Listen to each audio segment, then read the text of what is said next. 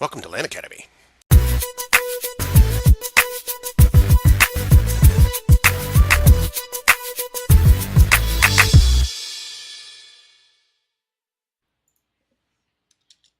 Hello, Jill. Hi, How are you today? I am fantastic. Th- Thank you. Thank you. How are you? I'm excellent. Thank you, as always, for sharing. You're welcome. I'm excited about this topic today. You know what it is. It's called What We Learned from Being in the Studio Audience on the Dr. Phil Show in Los Angeles yesterday. Hilarious. Hey, Jill and I are in Redondo Beach. We're filming our next education package, and we try to always kind of have a sort of a vacation, sort of a Work. works, try not to be glued to the doing too much work and stuff, but it's so beautiful here. We couldn't pass up the opportunity to shoot a couple of videos, not only for the package, for podcasts and things like that at Land Academy. So that's kind of what we're doing. We're work. What do you call it? A workcation or something like Oh that? yeah, I don't know. something like that. I don't know. I haven't heard that in a long time, but I think it all started because didn't you go online to try to find a tour of I, Paramount Studios? And it I all, did. I thought that would be fun. It's just an old, iconic, right in the middle of Hollywood studios. And then I started looking at some of the different tour packages that they had, and then I figured out who films there. And thought, right, well, what better thing than to be at a real taping and get to really experience that. I hadn't done that since I was a kid, right. and I'm sure, I knew it would be all different from what it was back then. So that's how I found it. And it was great because I went online and found out the tapings were right when we were going to be here, and it was a simple sign up, send an email with a little message, and I wrote apparently a compelling message to them, and they reached right out to us the next day, and we got free tickets, and there you go. Yeah, that's fantastic. And my first reaction was, oh man, I don't want to wake up at 4 o'clock in the morning, and you know me, I'd go through the whole thing. But in the end, I loved it. I really, I loved it enough to do a podcast topic about it because I'll tell you what got from it, and then maybe you can share what you got from it. But I think it's so important to be exposed to people who have already succeeded at what they're doing. So, we're obviously now clearly in this business with Land Academy. It's been almost a year, and we're filming and editing and writing and constantly dealing with lighting and setups and stuff, when we're not actually doing it in a studio, which we do sometimes, but a lot of this is done on location wherever we are. Hmm. And to see this is the first time I ever saw a closed soundstage set like that, and to watch the pros, like no, Price is No Object pros, at work. Hold on, I've got a Land Academy person calling me. Okay, sorry about that. Work never stops, I guess, really, even on vacation. But anyway, it was amazing to see these guys in action. It was almost like, a dance routine or a ballet between the cameraman and the guys opening and breaking down the set and the whole audio piece and the lighting and the guests and actually, obviously, the star, or the talent, Dr. Phil and his wife and things like that. So I took away a ton of things that we can apply to Land Academy to make it better. And I think what I'm trying to convey is I hope our students take that away from Land Academy because we actually, we've been doing this for whatever, 15 or 20, oh, it's been 20 years, almost 20 years, 15 years Yeah. at least. And you know, I hope that we're conveying and helping them succeed. So, I mean, what did you take away from it? I don't mean to put you on the spot, but what No, did yeah, I concur. You know what I took away from it? I was pretty darn jealous watch, watching the number of the cat, not just, I don't want to say the cast, but the people that work there, his team, from the production side of it to even the people that, take care of us, it was quite a crew that does it. And I was pretty darn jealous because from my perspective is the guy gets to show up, yeah, everything. I mean, he does his own homework. You and I noticed that too. He's clearly yeah, very smart. The topic was a whole crazy, what's the what's the word? It starts with an A. The people. I don't even know if we want to get into this in this Okay, well environment. anyway, Well, we have he to he now. he clearly read the guy's book. It doesn't matter. He clearly read the guy's book. He clearly, you know, made his own notes in the book and he referred to it. And I Yeah. could even see from where we're sitting, his cue cards were handwritten. So anyway, my point was the guy's really smart. He really does his homework. He really cares about these people. Yeah. But so there's two things I took is one, how cool is this? He gets to show up. It's all ready to go. He walks in, films 2 episodes back to back pretty darn fast. There's really not much of a break in between every scene where they cut back in. It's just to kind of for him to put his head down, maybe gather his thoughts, and then here we come again, Right. kind of thing. I was like so impressed.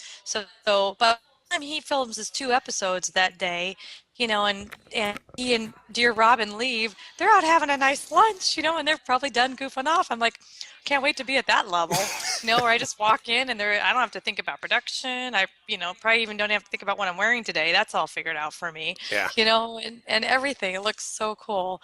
But the other thing I took away was he's smart. And I really think he's genuine and I Yeah. really think he cares. And you could see him really leaning in and talking to the Yeah. people and asking very good, well thought out questions Right. and really trying to help. The guy's really Yeah. trying to do something good. And that's what I took from that. And I was super impressed. I was really surprised by that. For some reason, and maybe it's just I guess I shouldn't lop in daytime television like it's all the same.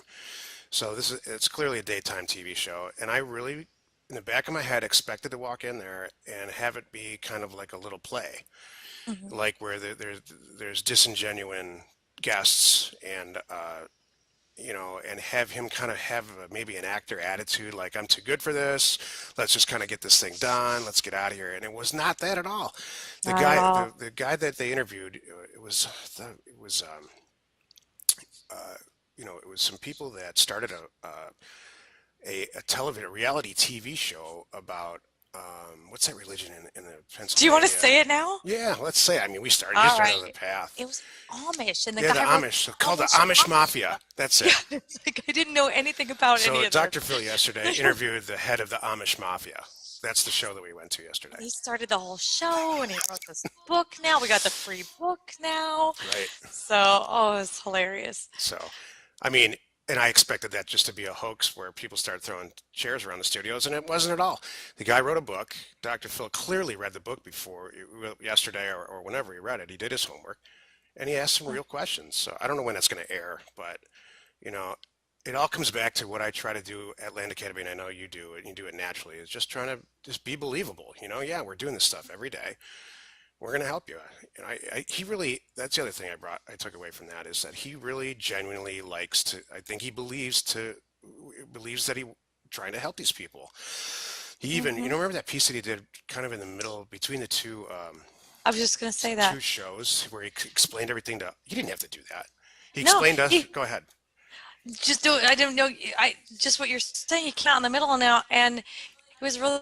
I wanted to talk to you guys a minute, and I wish I would have been able to touch on that, but it was like I ran out of time, Yeah. and I thought that was really cool. He was sharing some of his insight with us, I mean, there's probably, and when you think about it, there's probably 100 people in that audience. He didn't have to do that because he's reaching millions and millions and millions of people.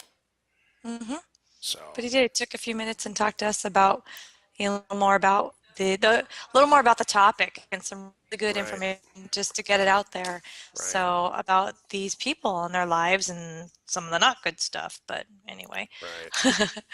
what else was I going to say about that? I lost it. It doesn't, Sorry. it's all right. It's okay. I mean, it's interesting the way that he has stood the test of time. He started, as I recall, didn't he start on the Oprah show as a guest, and then Oprah, I think, tells a story like her ratings. This is a long time ago. Her ratings were so good every time he was on the show that she decided to make him a permanent guest on Wednesday or something like that. And then the ratings just continued to go up. So she produced his own show, and he's still producing the show or still filming the show, and Oprah's long gone. So he must be doing something right. Hmm. I think that. Exactly. What do you think of his whole wife engagement? How he engages his wife in the studio and stuff? I loved Me that. too. I thought that was really cool that she really does sit there. She really does Yeah, come with him. She really does sit there for the whole show, and it's the cutest yeah, thing. So I really liked that. And it was what was really fun and genuine is how, right before they're filming, it's just getting everybody all excited and hyped up, and the yeah, energy in the room. And they really did not tell us much as far as they told us to be ourselves basically. I guess that's it. I thought they were going to say, keep it down, be professional, yeah, whatever. No, they said was, you all are going to be on camera, by the way, so be yeah, ready about that, and we want you to be yourselves. And so, and before he came out and they really started the filming, they got everybody all hyped up, and his wife Ron things across the room, fun balls and toys and things for right. her own special foundation, and just giving out all kinds of coffee mugs and things to get everybody excited and Yeah, motivated, and hey, let's have some fun here. That's really cool. So they have a good time. yeah, I like that. And she really does sit there for the whole yeah. thing. She doesn't show up at the end just for the exit. Boy, She's there supporting her guy, and yeah. I think that's wonderful. I was real surprised about that specifically because, I just assumed that, how they film her at the end where she just walks out, kind of Yeah. with, they walk out together. I assumed for some reason that they just filmed like 50 of those, and then kind of ran them, spliced them in at the end. And I don't know why I assumed this, but, it's really Yeah. hundreds and hundreds of hours of research that I put in, probably more than that, to get Land Academy kind of out of the stages of a piece of paper and an actual website, and then now with actual students. Hmm. Everything I read constantly came back to, if you're not believable and you don't have a product that actually helps people or that people are interested in or engaged in, it's not going to work. So, and what yeah, I even read a thing that said, look, there's a lot of ways you can produce yourself on camera, and there's a lot of ways that you can do podcasts, but the best way to do it is to do it so that everybody believes you. So you're just you're talking straight into the camera about reality, and forget about the high production value and the graphics and all the crazy other stuff that you can do. And then I started thinking yesterday while we're in that studio audience, this is exactly what we do at Landstay where we sell Yeah. land. We're Hmm. just being super straight with these people. I think we have the cheapest, best real estate. That little subsection niche. Hmm. You're on the front lines. What do you think? I mean, does anybody ever say, "My, it's too expensive"? Yeah. Does anybody ever say it's too expensive? Your land's too expensive? No. No, what's funny is I get more of the calls like, is that per acre or for the whole Yeah, parcel? They're yeah, a little shocked by that, which I yeah, love those calls. I'm like, no, no, that's for the whole thing. yeah, Yay. So that means we bought it right and we priced it right, yeah. which is our goal. So Passing took it us a along. long time to get there though. That's all I'll be honest. Yeah, Back in the beginning, there were some that we overpaid and then we didn't make some. And yeah, did we lose some money on some properties? I hope it's okay to say, but that's yeah, true. There were some in the past that we yeah. didn't make any money off it, Right. but that was all part of the learning process, and that's why we're here today and doing this whole thing Yeah. now and helping everybody so they can learn from our mistakes because we've been there, done that. Right. So we've got it figured out. So, I have something funny to add when you get yeah, to that no, too. yeah, go ahead. Okay, so what we started to talk about in our last podcast, which led to this podcast, was, the last podcast was all about, winning in whatever you're doing. And my comment was spending from 2:30 to 4:30 in the car yesterday driving back. It took us 45 minutes to get into LA, right? Because that was 6 a.m.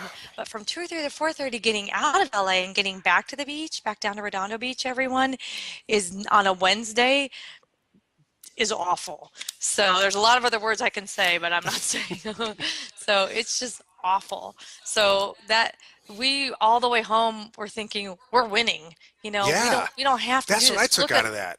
all these people, and They I do used that to every live here. day.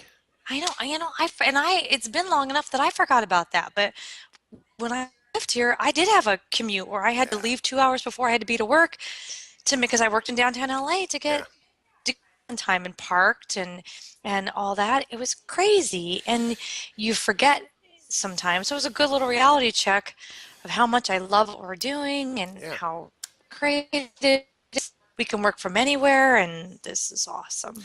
We both had So business suits on, and I was thinking in the car, I was trying to think the last time I had a business suit on, and it was actually at a funeral. Oh, And then the time before that was when oh, I, that hurts. I'm the sorry. last time before that, it was when I was in accounting in the 90s. And I'm like, how lucky are we, you know, that we don't have to put a suit on every day and drive into Los Angeles, 2 hours there and 3 hours back or whatever ever it Right. ended up being, dressed like that. Yeah. We're just that's what I took away from that whole thing. That we Hmm. we it's not perfect, but we have kind of figured it out. We have it totally figured out. It's perfect. Thank you. That's good to hear. I, Yeah. the other thing that I took away from this Hollywood experience was that they were organized and genuine. Uh, I expected to go into that situation, and I expected the guys that were kind of dealing with all the audience, all of us, to give us a lot of instruction, tell us what to do, what not to do, sit up straight, right down to, fold your hands over into your lap. I figured it would be something like that. It wasn't like that at all. They Me had it too. all licked. They had it Hmm. choreographed and down, and even the guests I think were prepped properly, and all Hmm. the videos that they did in between, the show, the whole audience could see them, the guests could see them, Hmm. and I it loved all was that. it was great. There's a reason that Hmm. that show's been around forever. Hmm. He's got it down to a science Yeah, now, and I'm impressed. I can't yeah, wait to get to that level. Or not. I mean, not that ours is different, but it'd be nice. Should be nice having a production crew so we can just film and go, see ya, and split. So, yeah. Yeah, that would be nice. I wonder if this will ever get that big. I hope it doesn't. You know, I yeah, don't I know. know. We'll see. I I know mean, you. who knows It's what's good. going to happen? You need to keep your hand in some stuff, and you do a good job and Yeah. with your. Okay. Well, to recap today's episode, Jill and I yesterday went to the Dr. Phil show, and we talked a little bit about what we learned. And I think to summarize it, I think we both learned that it's great to expose yourself to people who are already succeeding at what you're trying to do. Hmm. If that makes sense. Which leads me I into love it. our next podcast topic, which is the introduction of Land Academy TV, or as we call it around the office, LATV. And I put this together. It was always kind of on paper for me, but I put it together finally, and we're going to produce it. Um, it's a segment of question and answer, simple, short videos of actual questions that our students are asking us. And Hmm. so the next podcast is Jill and I are going to talk a little bit about some of the questions that people ask and how we answer them and how we're going to best communicate this to newer students or existing students that are stuck at some point in trying to, achieving their land investing goals. So I'm going to give you a couple of topics just for fun, so you know what you're going to what you can expect from LATV. We get this question all the time, Jill, and feel free to pipe in anytime you'd like. Do you Okay. need a real estate license to do this? Jim, to answer the question now, or are we just talking I about don't know. Just you can if you have a stuff that's coming up? funny Oh, story or but something. it does happen all the time. And not just from our students, people want to be in the business, but from my buyers. They're a Oh, little, right. I never you thought about know, that. They think you're a hmm realtor. they do. I remember that. They do all the time. They're a little confused, Okay. and they can't kind of. We own it. This You is know what? ours. Let's not answer Yeah. the questions. We'll just talk about Okay. them briefly like this. Okay. Is there any sales tax in real estate? Like when you go buy a gallon of milk at the store, there's sales tax, or maybe there isn't sales tax on I love food. that Is there? one. I mean, if you go buy a iPod, Yeah, there's there's definitely tax. tax. So, Buy so a car, the tax. Why not? This right, should be the same, right? right. No, don't answer it. Don't So, answer it. okay, okay. Somebody asked me this recently, and it surprised me because, um, well, hold on a second. Let me see this.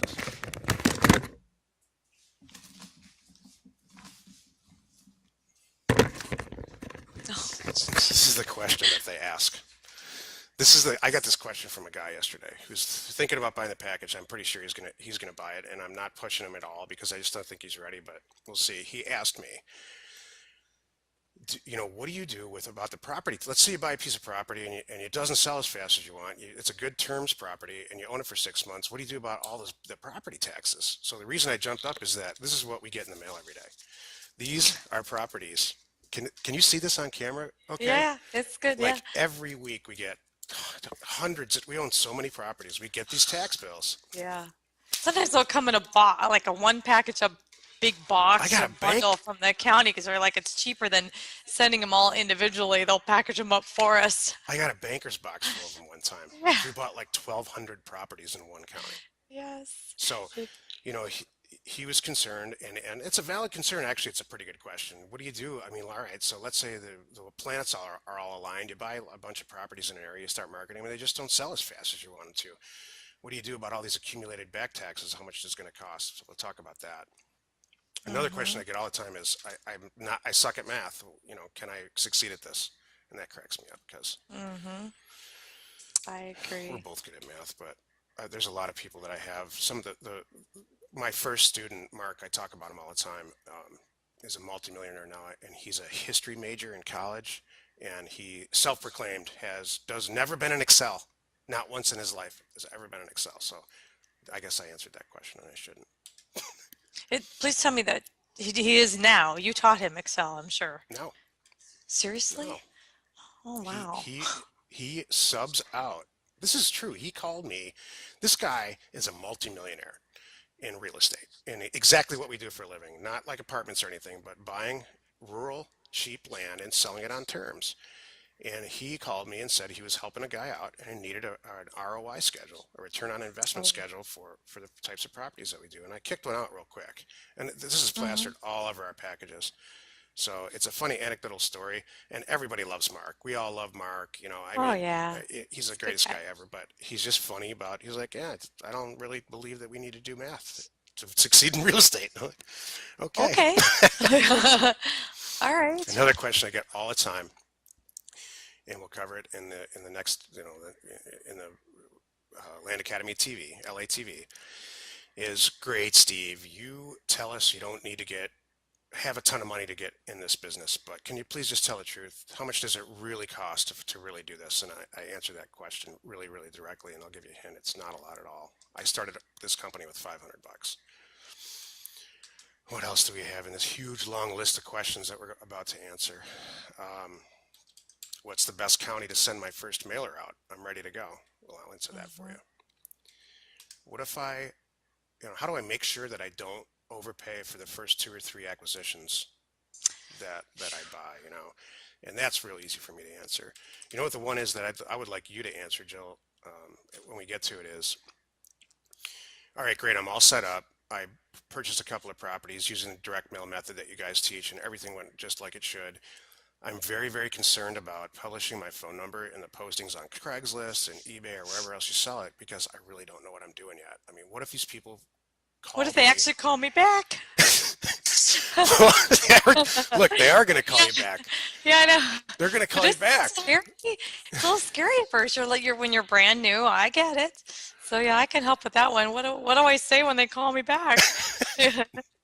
Yeah, Okay. we've been there. I know that one. A big one that I get, and this is the last one for us before we wrap it up. The big one that I get is, how do I get comparison values or comps, as we call them in the industry, for a property that I'm looking at? So let's say, I don't know, I'm in northern New York State, and I got a guy call me back on an infill lot. It's in between two houses in subdivision X. I mean, how can I pretty quickly, without calling realtors and all that stuff, get some comparison values about what's sold recently, or if anybody's selling this, or how can I just kind of get my feet wet to see what the property's worth? We call them comps or comparison values. I get that question all the time.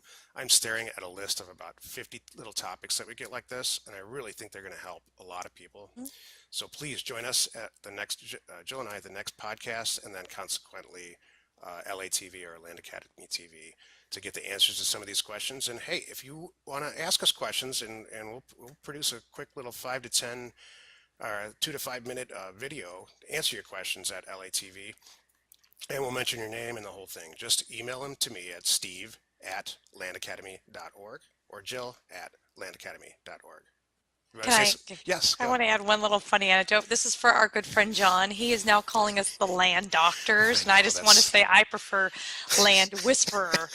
So I just had to get that out oh there. my gosh. Thought that would fit.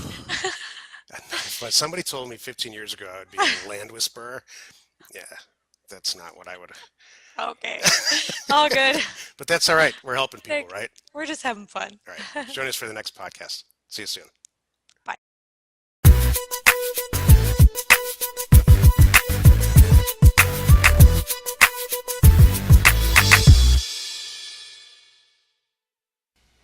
Hey, thanks for joining. Always.